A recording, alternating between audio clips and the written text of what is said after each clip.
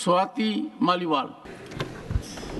Thank you, Chairman, sir, for giving me an opportunity to speak on such an important issue.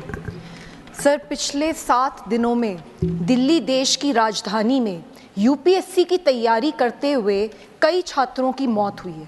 4 छात्रों की मौत हुई है और मैं ये मानती हूँ कि ये मौत नहीं है, हत्या है। सर, हमने देखा किस तरीके से पटेल नगर में एक छात्र, नीलेश राय नाम उसका था, वो लड़का अपने घर के बाहर खड़ा था और वहाँ पर पानी भर गया और इस कारण से जैसे ही उसने गेट पकड़ने की कोशिश करी, उसका करंट लग के उसी वक्त मौत हो गई। 2 दिन पहले राजेंद्र नगर में बुरी तरीके से 3 बच्चे डूब के मर गए। वो सिर्फ अपनी लाइब्रेरी में, अपने कोचिंग सेंटर की लाइब्रेरी के बेसमेंट में बैठे थे, पढ़ाई करने की कोशिश कर रहे थे, सामने पानी भरा और वो पानी उनके कमरे के अंदर आ गया, बेसमेंट में आ गया और 2 मिनट में तीनों के तीनों डूब के मर गए। सर, मैं कल वहाँ गई थी और मैंने उन परिवारों से मैं मिली, उन 2 लड़कियों के परिवारों से मिली जिनकी जान गई है।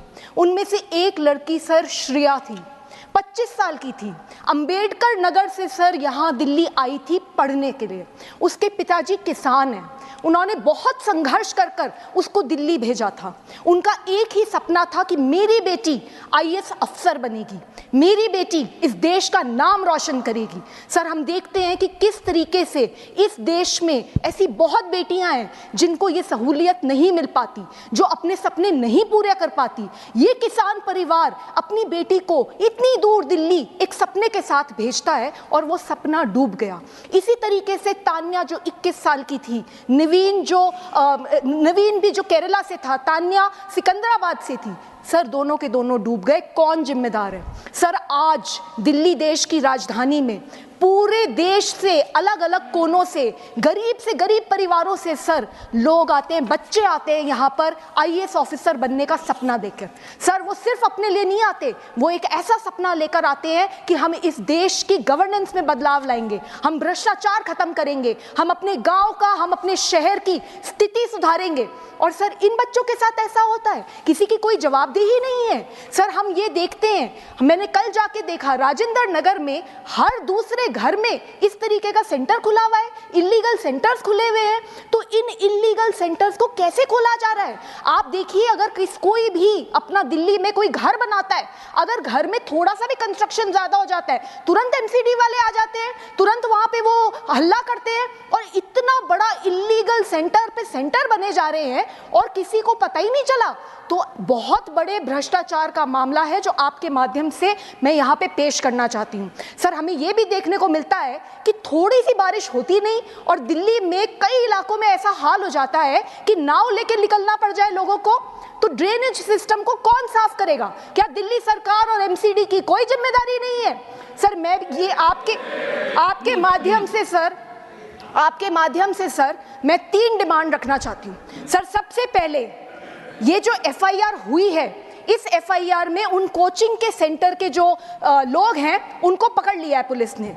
सर, लेकिन ये जो अधिकारी हैं और चुने हुए रिप्रेजेंटेटिव्स हैं, उनकी जिम्मेदारी कौन सेट करेगा? सर, आप देखिए, वहाँ पे मुझे बताया गया, बच्चों ने मुझे बताया कि किस तरीके से उन्होंने कंप्लेंट्स लिखी थी, पार्षद को लिखी थी, एमएलए को लिखी थी और कोई एक्शन नहीं हुआ। तो जो एफआईआर हुई है उसमें पूरी तरीके से जांच होनी चाहिए और ये जितने भी अधिकारी हैं इन सब के ऊपर सख्त से सख्त कार्रवाई होनी चाहिए। एक ऐसा मैसेज देना चाहिए कि आगे किसी की हिम्मत ना हो इस तरीके का लापरवाही या भ्रष्टाचार करने की। सर, दूसरी बात, सर, ऐसे मौकों पर कोई क्या ही मुआवजा देगा? एक परिवार जिसने अपनी बेटी खो दी, जिसने अपना बेटा खो दिया, सर, उसके लिए तो सब कुछ खत्म हो गया। मैं कुछ भी कह दूं, हम सब मिलके कुछ भी संवेदना प्रकट कर दें, हम उनका कोई भी खामियाजा नहीं कर सकते, हम उनकी संवेदना प्रकट ही नहीं कर सकते। सर, वो इतनी पीड़ा में है। लेकिन दिल्ली सरकार का फर्ज बनता है कि 1-1 करोड़ का कॉम्पनसेशन एक बच्चे को मिलना ही चाहिए।